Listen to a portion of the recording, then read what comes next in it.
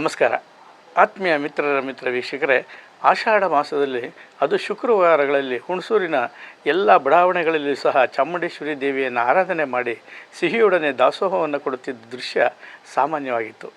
ಹಾಗೆಯೇ ಹುಣಸೂರಿನ ಮಾರುತಿ ಬಡಾವಣೆ ಹಾಗೂ ಮಂಜುನಾಥ ಬಡಾವಣೆಯ ಯುವಕರು ಶ್ರೀ ಸಾಯಿ ಗೋಬಿ ಮನು ಹಾಗೂ ಗೆಳೆಯರು ಸೇರಿ ಅಲ್ಲಿ ಅನ್ನದಾಸೋಹದ ಕಾರ್ಯಕ್ರಮವನ್ನು ಏರ್ಪಡಿಸಿ ಎಲ್ಲರಿಗೂ ಸಿಹಿಯನ್ನು ಸಹ ಹಂಚುತ್ತಾಯಿದ್ರು.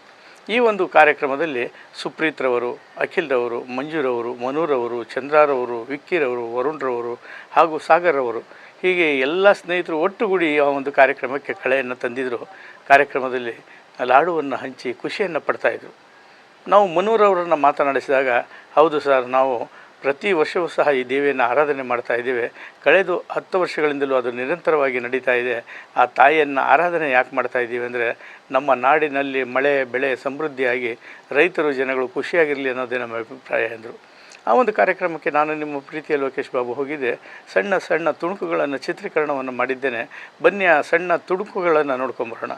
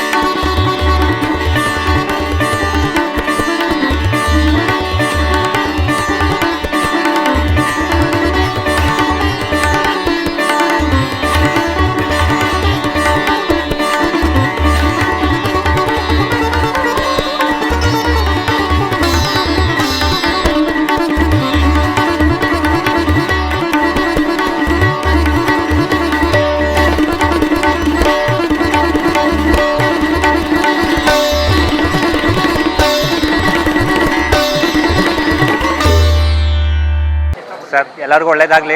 ನಾವು ಪ್ರತಿ ವರ್ಷ ಮಾಡ್ತಾಯಿದ್ದೀವಿ. ಒಂದು 10 ವರ್ಷದಿಂದ ಮಾಡ್ಕೋತಾ ಇದ್ದೀವಿ. ಇದೆಲ್ಲ ನಮ್ಮ ಫ್ರೆಂಡ್ಸು ಅಕ್ಕಪಕ್ಕದವರೆಲ್ಲ ಹೆಲ್ಪ್ ಮಾಡ್ತಾರೆ. ಇನ್ನೂ ಪ್ರತಿ ವರ್ಷ ವರ್ಷ ಚೆನ್ನಾಗೇ ಮಾಡ್ತಾಯಿದ್ದೀವಿ. ಪ್ರತಿ ವರ್ಷ ಚೆನ್ನಾಗಿ ಮಾಡ್ಕೊಂಡು ಹೋಗ್ತೀವಿ.